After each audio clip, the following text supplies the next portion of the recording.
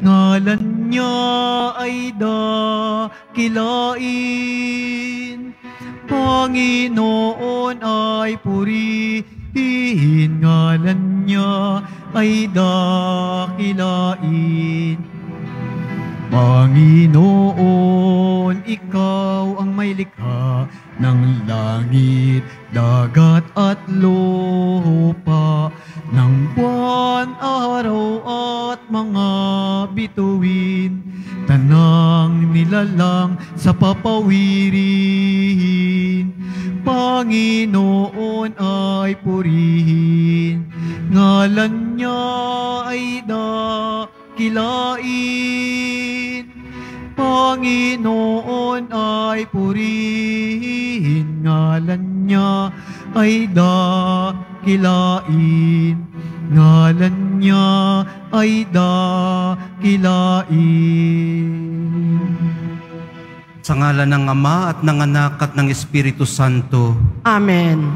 Ang pagpapala ng ating Panginoong Hesukristo, ang pag-ibig ng Diyos Ama, at ang pakikipagkaisa ng Espiritu Santo naway sumain yung lahat.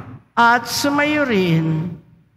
Mga kapatid, aminin po muna natin at pagsisihan ang ating mga kasalanan upang tayo ay maging marapat gumanap sa banal na pagdiriwang. Inaamin ko Sa makapangyarihan Diyos at sa inyo mga kapatid, na lubha akong nagkasala sa isip, sa salita at sa gawa, at sa aking pagkukulang, kaya isinasamo ko sa mahal na Birheng Maria, sa lahat ng mga anghel at mga banal, at sa inyo mga kapatid, na ako'y ipanalangin sa Panginoong ating Diyos. Kaawaan tayo ng makapangyarihang Diyos, patawarin sa ating mga kasalanan, at patnubayan sa buhay na walang hanggan. Amen. Panginoon, kaawaan mo kami. Panginoon, kaawaan mo kami. Kristo, kaawaan mo kami. Kristo, kaawaan mo kami. Panginoon, kaawaan mo kami. Panginoon, kaawaan mo kami. Manalangin tayo. Ama naming makapangyarihan, ang pananampalataya, pag-asa at pag-ibig namin ay iyong dagdagan at gawin mong mahalin namin ang iyong mga kautusan upang sa mga pangako mo kami maging dapat makinabang sa pamamagitan ni Hesukristo kasama ng Espiritu Santo magpasawalang hanggan. Amen. Magsiupo muna po ang lahat.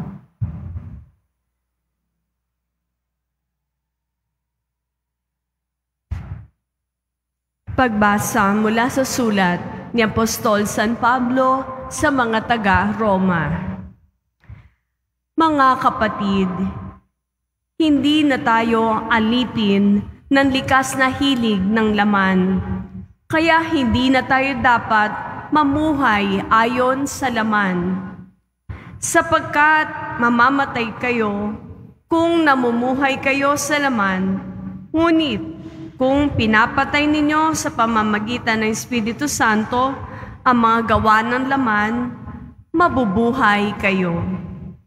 Ang lahat ng pinapatnubayan ng Espiritu ng Diyos ay mga anak ng Diyos, sapagkat hindi kayo tumanggap ng espiritu ng pagkaalipin upang muling matakot.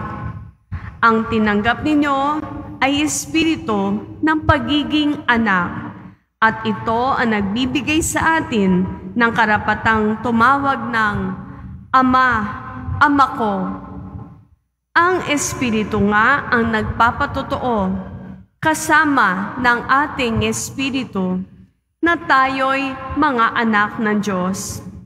At yamang mga anak, tayo'y mga tagapagmana ng Diyos at kasamang tagapagmana ni Kristo. Sapagkat kung tayo'y nakikipagtiis sa Kanya, tayo'y dadakilain din kasama Niya. Ang salita ng Diyos. Salamat sa Diyos. Ang ating Panginoon Diyos, gaway magligtas na lubos. Ang ating Panginoong Diyos, gaway magligtas na lubos. O mag-alsa sana ang Diyos, ang kaaway pakalatin, at ang mga namumuhi tumakas sa kanyang piling. Ang lahat ay nagagalak, natutuwa ang matuwid. Sa harapan nitong Diyos, galak nila'y di malirip. Ang ating Panginoong Diyos, gaway magligtas na lubos. Ang Diyos na naroon sa tahanan niyang templo, tumitingin sa ulilat, sanggalang ng mga balo. May tahanan siyang laan sa sinumang nalulungkot. Ang bilanggo'y hinahango upang sila ay malugod. Ang ating Panginoong Diyos, gaway magligtas na lubos. Purihin ng Panginoon ang Diyos nating nagliligtas at may dala araw-araw ng pasanin nating hawak. Ang ating Diyos ay isang Diyos na ang gawa ay magligtas. Ang Diyos ang Panginoon, Panginoon nating lahat. Sa bingit ng kamatayay, hinahango tayo agad. Ang ating Panginoong Diyos, gaway magligtas na lubos. Magsitayo na po ang lahat.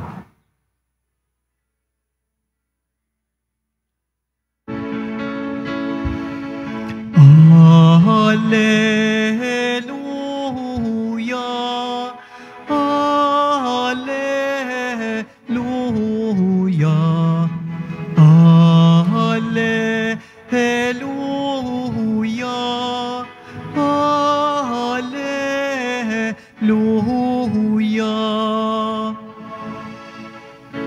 Amang Diyos ni Jesu Kristo, ang salita mo'y totoo, kami ay pabanalin mo. Hallelujah, Hallelujah,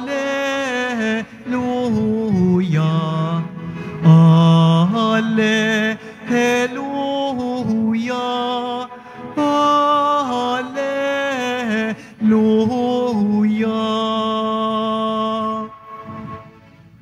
Sumainyo ang Panginoon. At sumayo rin, Ang mabuting balita ng Panginoon ayon kay San Lucas. papuri sa iyo, Panginoon. Noong panahong yun, si Jesus ay nagtuturo sa isang sinagoga sa araw ng pamamahinga. May isang babae roon na 18 taon nang may karamdaman, gawa ng masamang espiritong nasa kanya. Siya ay hukot na hukot at hindi na makaunat. Nang makita ni Jesus ang babae, tinawag niya ito at sinabi, "Magaling ka na sa iyong karamdaman." At ipinatong ni Jesus ang kanyang mga kamay sa babae. Noon di nakaunat ito at nagpuri sa Diyos. Ngunit nagalit ang tagapamahala ng sinagoga sapagkat nagpagaling si Jesus sa araw ng pamamahinga. Kaya't sinabi niya sa mga tao, "May 6 na araw na inilaan upang ipagtrabaho. Pumarito kayo sa mga araw na iyan upang magpagaling, at huwag sa araw ng pamamahinga." Sinagot siya ng Panginoon, "Mga mapagpaimbabaw, hindi ba't kinakalag ninyo sa sabsaban ang inyong baka o asno at dinadala sa painuman kahit araw ng pamamahinga?" Ang babaeng ito na mula sa lipi ni Abraham ay ginapos ni Satanas sa loob ng 18 taon. Hindi ba dapat na siya'y kalagan kahit na araw ng pamamahinga? Napahiya ang lahat ng kalaban ni Jesus sa sagot niyang ito. At nagalak naman ang madla sa mga kahangahangang bagay na ginawa niya. Ang mabuting balita ng ating kaligtasan.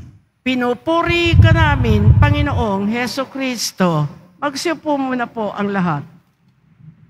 Magandang gabi po sa inyong lahat. Election night po ngayon, sa buong bansa. Election night. Kanina, bago ako nanaog, para magbihis doon, ay may narinig na akong mga quitis.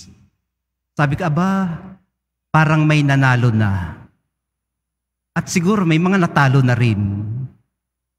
Kaya ipagdasal po natin ang patuloy na pagdaraos ng demokratikong prosesong ito sa ating bansa ng may kapayapaan. Dalangin natin yung mga nanalo na, at yung mga natalo na. Idalangin natin yung mga supporters nila. Pati na rin ang mga tagapangalaga ng katiwasayan at kapayapaan. Magpupuyat sila mamaya.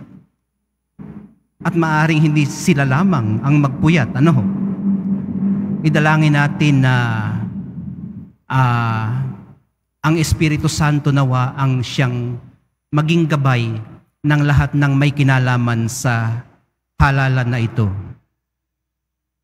Bago ko po i-share yung aking reflection, gusto ko lamang i-share muna sa inyo yung nakaantig ng aking kalooban habang binabasa sa inyo ang Ebanghelyo. Napansin ko po kasi na pinagaling ni Jesus yung babaeng hukot na hukot. Ibig sabihin talagang kuba. Ang hugis niyan parang question mark. Talagang kubang-kuba. Hindi lang para ayusin ang kanyang posture, kundi para makapagpuri siya sa Diyos. Ganon din ang ginawa niya sa iba pa niyang mga pagpapagaling, katulad nung anak na pinagaling para patuloy siyang maging kaligayahan ng kanyang mga magulang. Yung hindi makapanganak dahil sa pagdurugo ng 12 taon, pinagaling siguro para makapagbigay buhay din naman.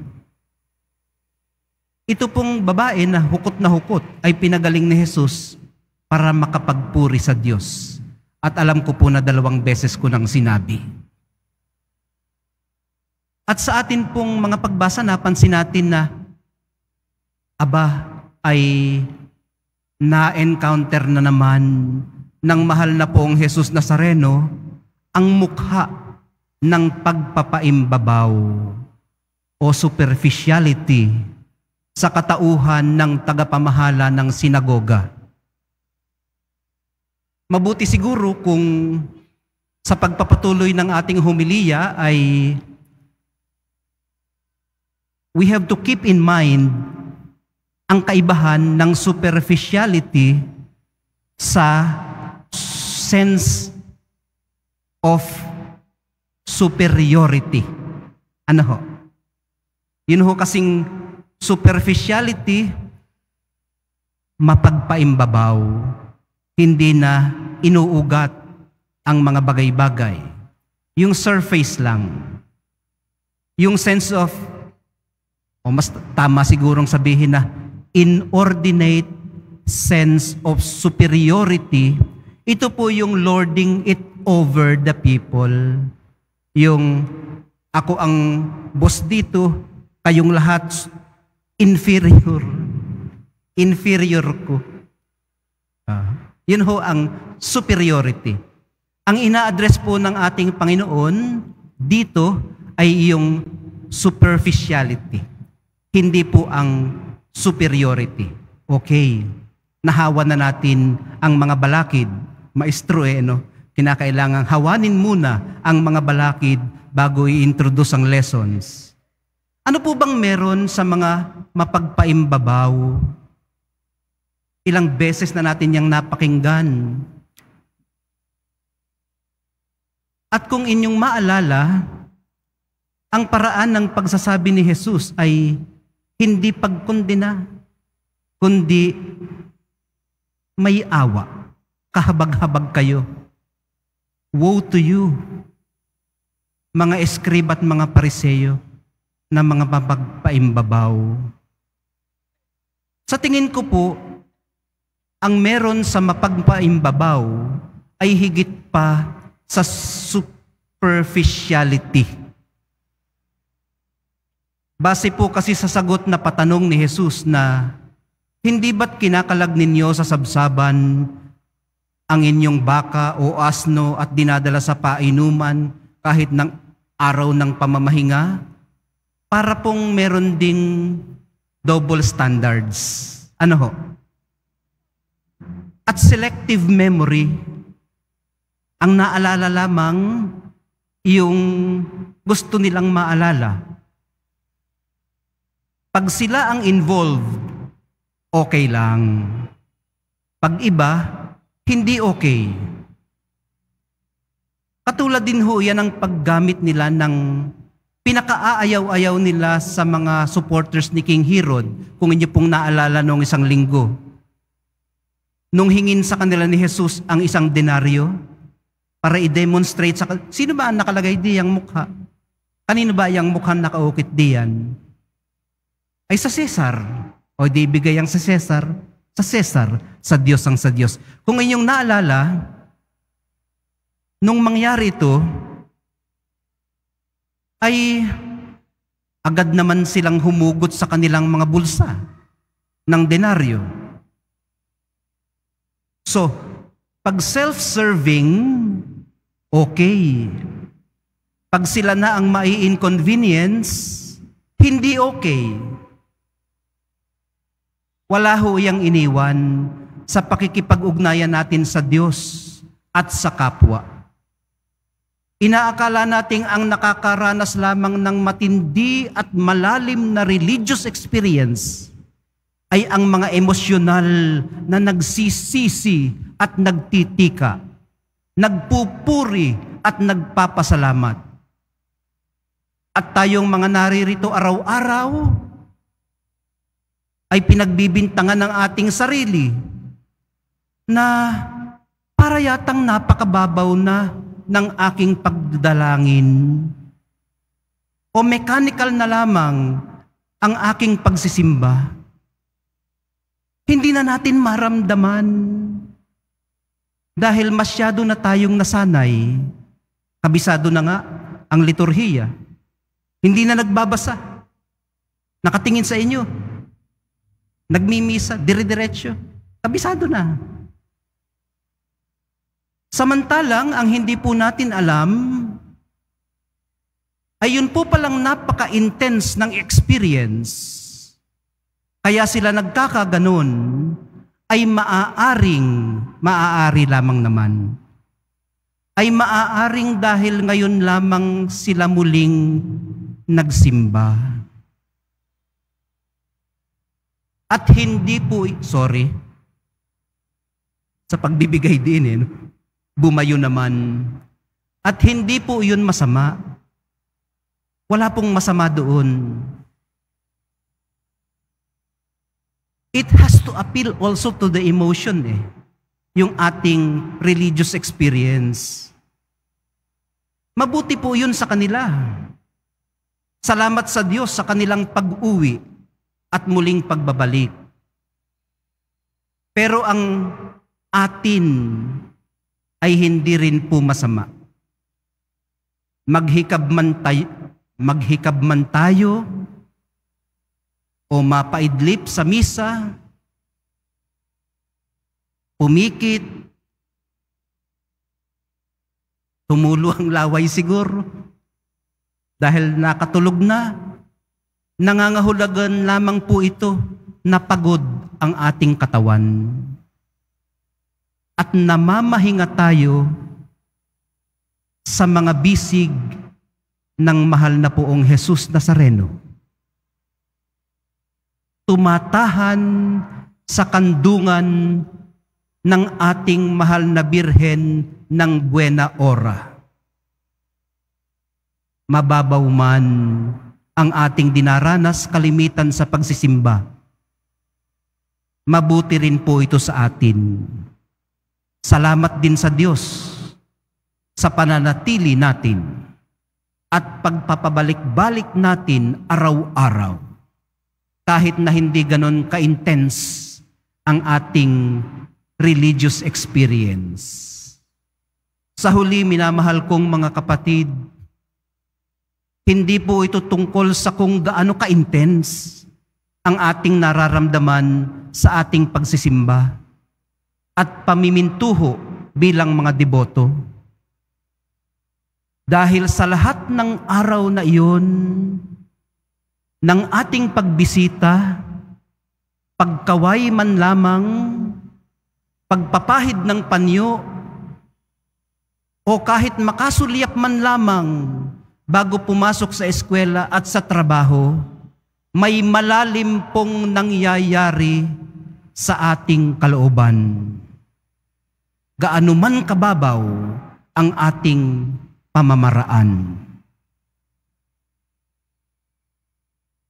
Para mahawakan po natin ito ng husto, ito pong kanya-kanya nating karanasan bilang mga deboto, isa-isip po natin kung gaano ka-intense marahil ang nararamdaman ng isang bagong kasal.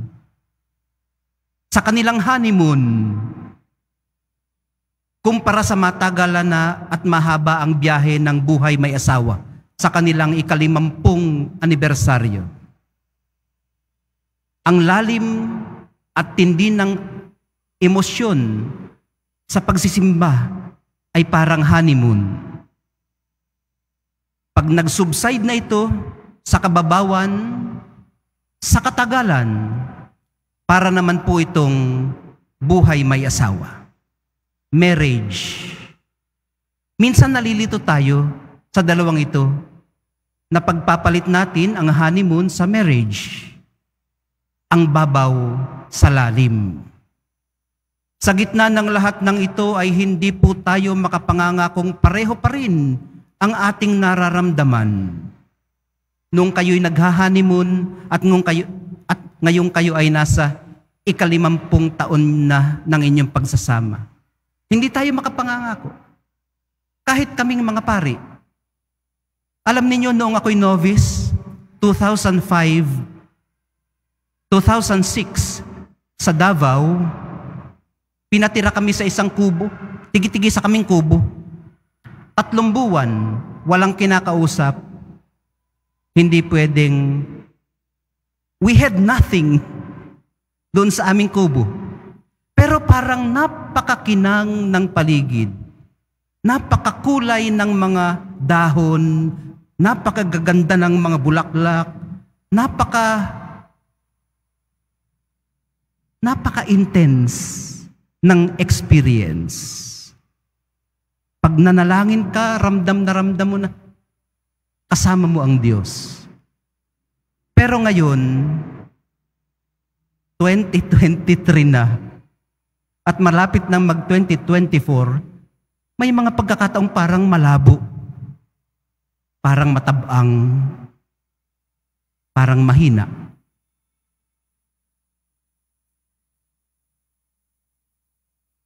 Kung hindi tayo makapangangako na pareho pa rin ang ating mararamdaman, ang maipangangako po natin ay ang resolve natin ng pananatiling tapat. Yung ating fidelity. To just be there. Simba ka lang. Just show up.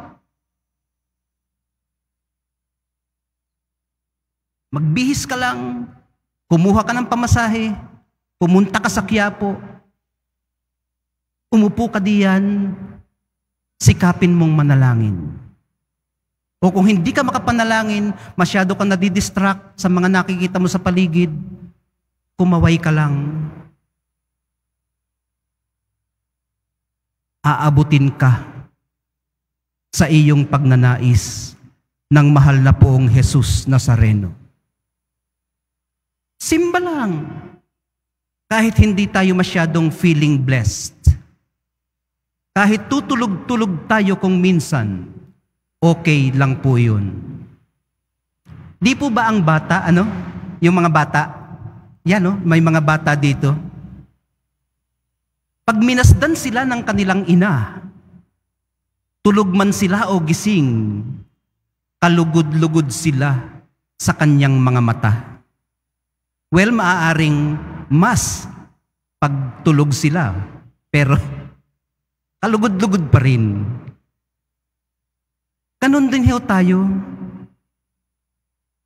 sa patuloy nating pakikipag-ugnayan sa Diyos at sa kapwa.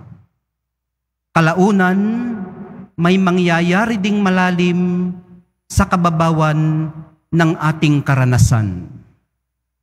At uulitin ko lamang ang nabanggit na natin kanina para sa ating conclusion.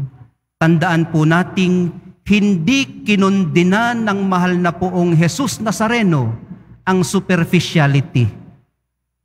Kinahabagan po niya ito.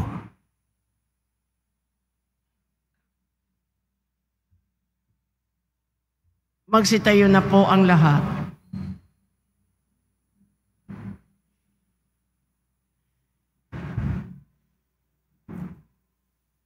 Minamahal kong mga kapatid, higit nating nauunawaan ang ating pangangailangan sa Diyos habang mas nakikilala natin siya ng lubos.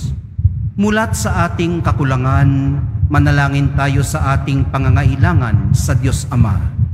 Sa bawat pagdalangin ang atin pong itutugon, palayain mo kami sa aming mga kahinaan, O Panginoon. Palayain mo kami sa aming mga kahinaan, O Panginoon. Ang mga pinuno ng simbahan, naway ibahagi ng buo ang kanilang buhay sa paglilingkod kay Kristo. Manalangin tayo. Palayain mo kami sa aming mga kahinaan, O Panginoon. Tayo naway maging bukas ang puso at makawala tayo sa ating pagkamakasarili upang sikapin nating iabot ang kamay natin sa ating kapwa. Manalangin tayo. Palayain mo kami sa aming mga kahinaan, O Panginoon. Atin nawang makita ang mukha ni Kristo sa mga dukha at naghihirap. Manalangin tayo. Palayain mo kami sa aming mga kahinaan, O Panginoon. Ang mga may sakit at yaong may mga suliranin, naway mabigyang aliw at kasiyahan. Manalangin tayo. Palayain mo kami sa aming mga kahinaan, O Panginoon. Ang mga yumao, naway mabuhay magpakailanman sa Diyos. Manalangin tayo. Palayain mo kami sa aming mga kahinaan, O Panginoon. Panginoong Diyos, itinataas namin sa iyong pagkalinga ang aming mga intensyon. Pakinggan mo ang aming mapagpakumbabang panalangin at gawin mo kaming mga lingkod mo na tulad ni Jesus na nakaririnig sa hinaing ng mga nangangailangan. Hinihiling po namin ito sa pamamagitan ni Kristong aming Panginoon. Amen. Magsiupo muna po ang lahat.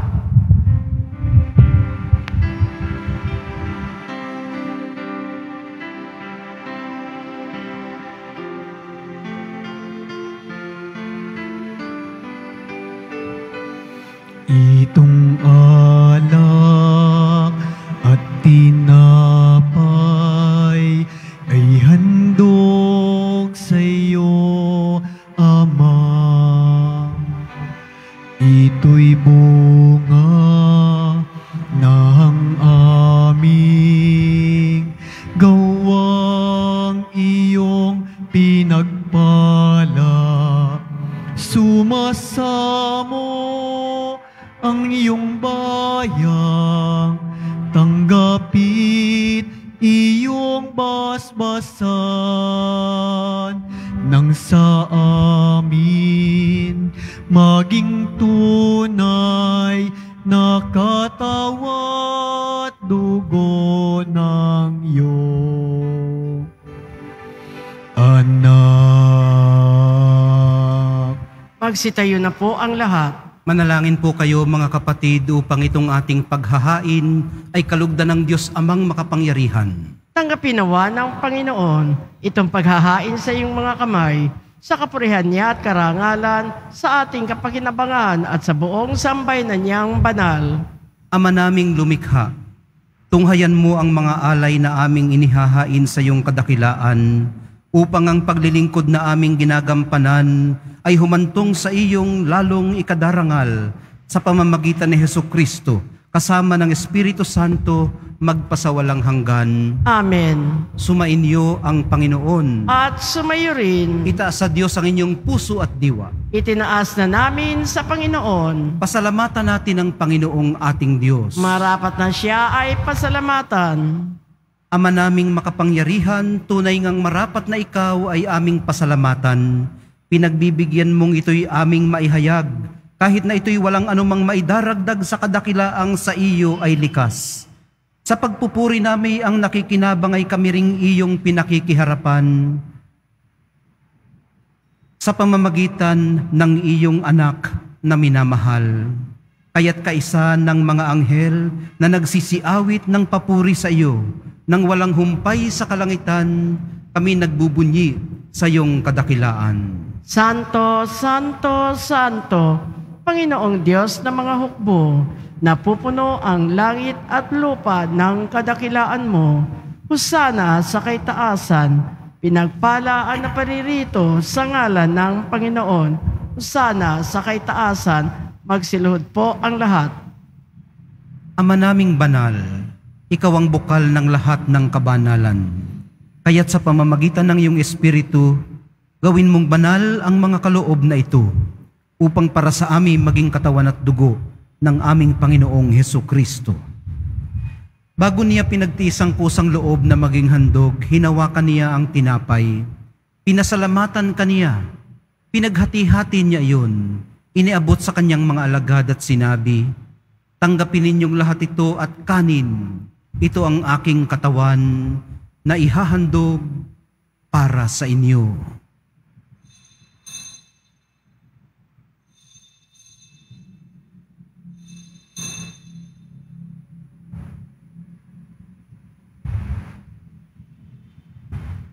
Gayon din naman noong matapos ang hapunan, hinawakan niya ang kalis. Muli kanyang pinasalamatan. Iniabot niya ang kalis sa kanyang mga alagad at sinabi, tanggapin ninyong lahat ito at inumin. Ito ang kalis ng aking dugo, ng bago at walang hanggang tipan, ang aking dugo na ibubuhos para sa inyo at para sa lahat. Sa ikapagpapatawad ng mga kasalanan, gawin ninyo ito sa pag-alaala sa akin.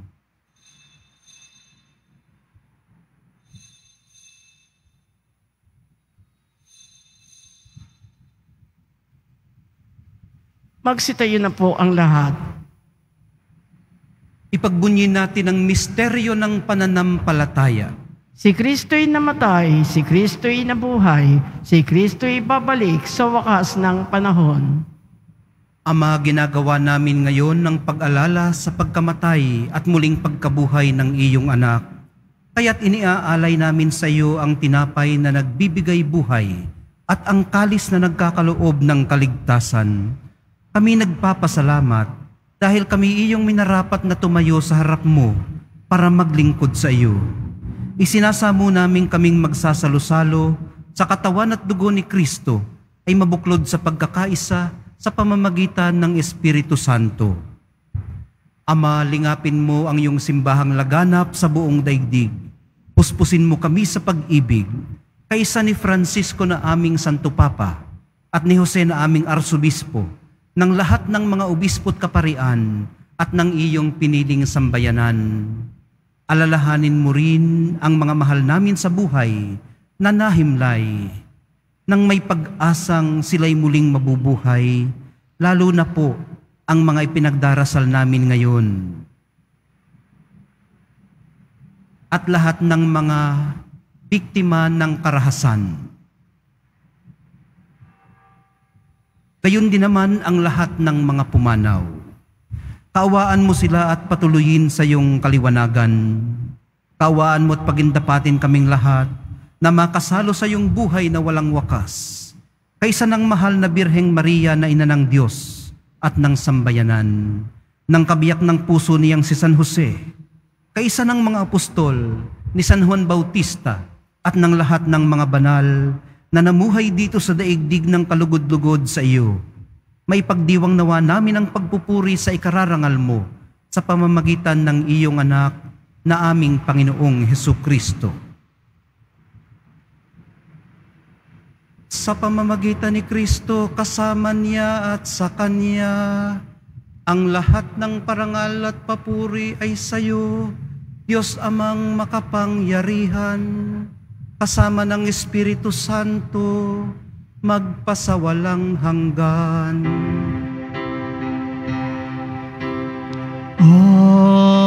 Amen.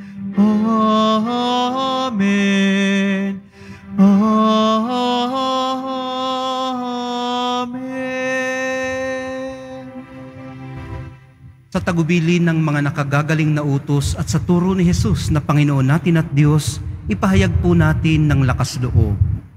Ama namin, Sumasalangit ka, sambahin ang ngalan mo, mapasa amin ang kaharian mo, sundin ang loob mo dito sa lupa para nang sa langit. Bigyan mo kami ngayon ng aming kakanin sa araw-araw at patawarin mo kami sa aming mga sala para nang pagpapatawad namin sa nakakasala sa amin at huwag mo kaming ipahintulot sa tukso at iadya mo kami sa lahat ng masama. Hinihiling po namin kami iadya sa lahat ng masama, pagkalooban ng kapayapaan araw-araw, iligtas sa kasalanan at ilayo sa lahat ng kapahamakan, samantalang aming pinananabikan ang dakilang araw ng pagpapahayag ng tagapagligtas naming si Hesukristo. Sapagkat iyo ang kaharian at ang kapangyarihan at ang kapurihan magpakailanman. Amen.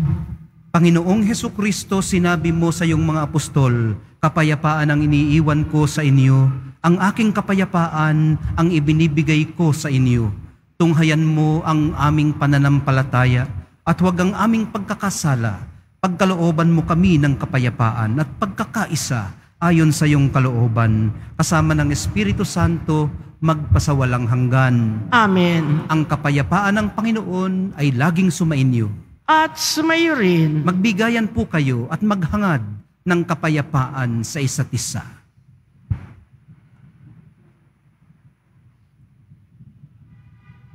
Kordero ng Diyos na nag-aalis ng mga kasalanan ng sanlibutan, maawa ka sa amin. Kordero ng Diyos na nag-aalis ng mga kasalanan ng sanlibutan, maawa ka sa amin. Kordero ng Diyos na nag-aalis ng mga kasalanan ng sanlibutan, ipagkaloob mo sa amin ang kapayapaan, magsiluhod po ang lahat. Minamahal kong mga kapatid, nasa presensya po tayo ng Kordero ng Diyos na nag-aalis ng kasalanan ng sanlibutan, kay papalad nating inaanyayahan sa kanyang piging. Panginoon, hindi ako karapat-dapat na magpatuloy sa iyo, ngunit sa isang salita mo lamang ay gagaling na ako. By the body and blood of Christ, bring us to heaven.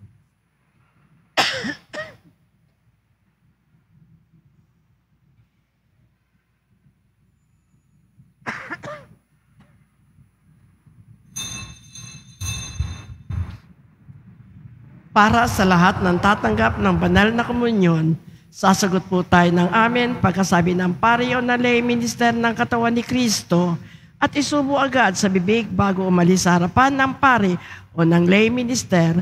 Sumunod po tayo. Maraming salamat po.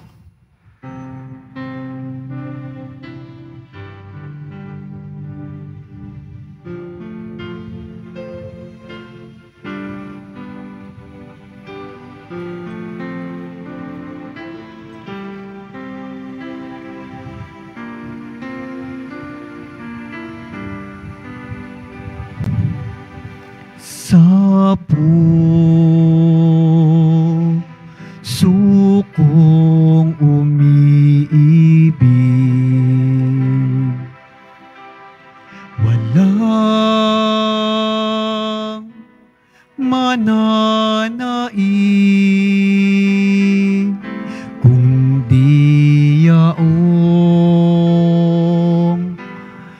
pananalig sa sintang iniibig, hindi ka man masilayan at init mo'y maglaho ng tuluyang pag-ibig ko sa'yo at katapatan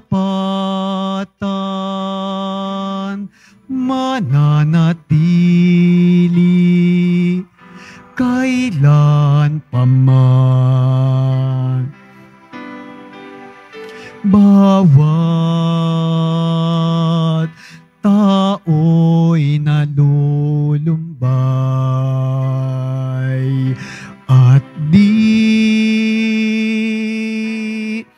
mapalagay hanggat hindi nahihimlay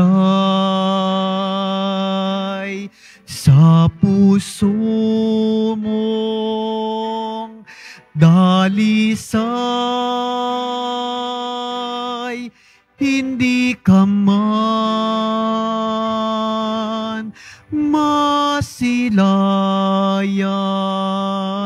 at init mo'y maglaho ng tuluyang pag-ibig ko sa'yo at katapatan mananatili kailan pa man. Hindi ka man masilayan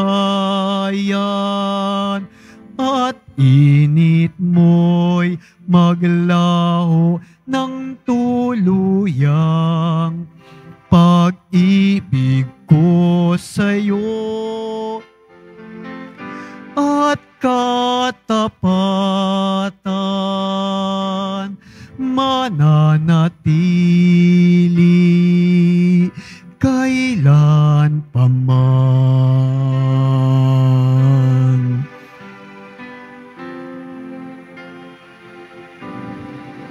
Announcement.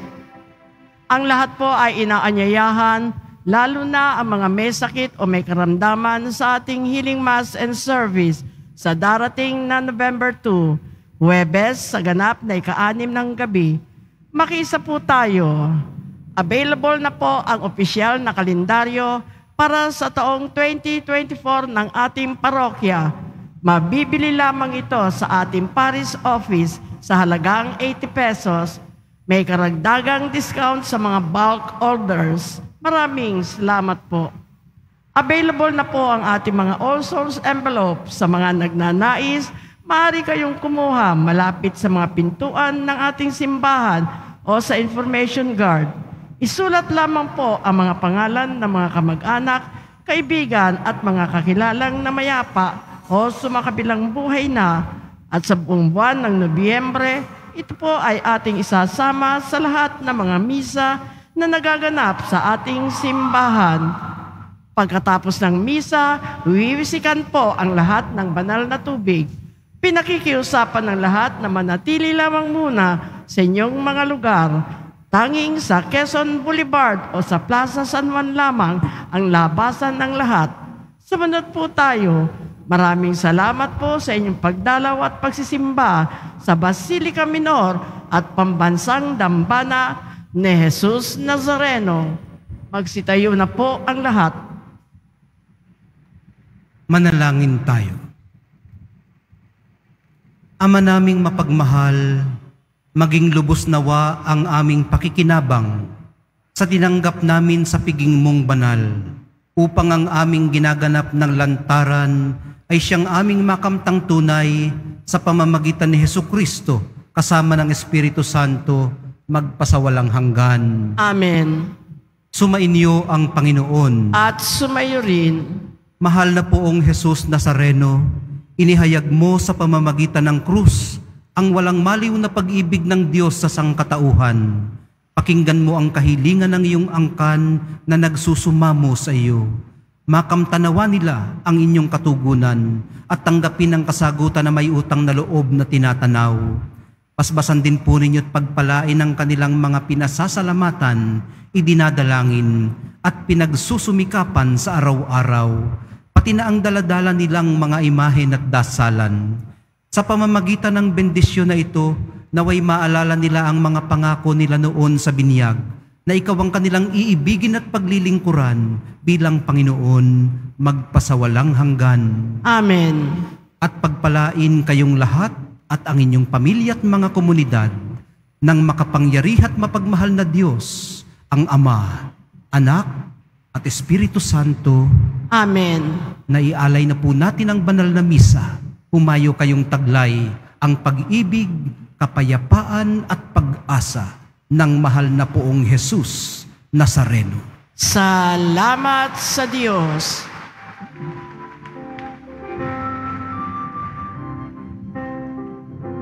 Nuestro Padre Jesus Nazareno, sinasamba ka namin.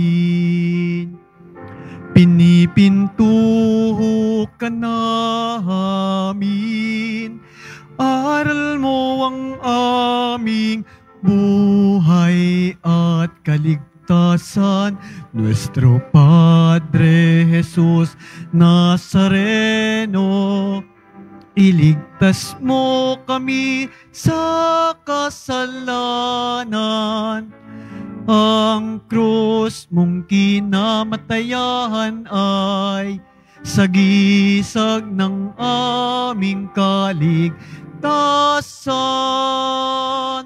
Nuestro Padre Jesus Nazareno, dinarangal ka namin.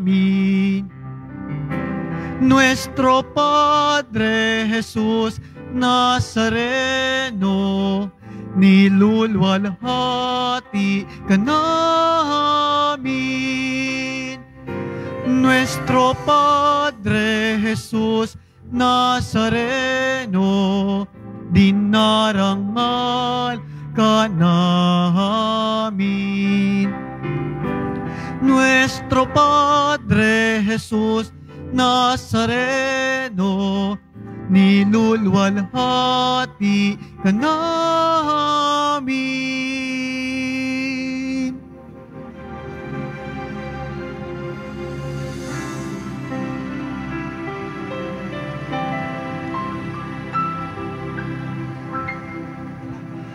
Yes, Pans. Thank you po.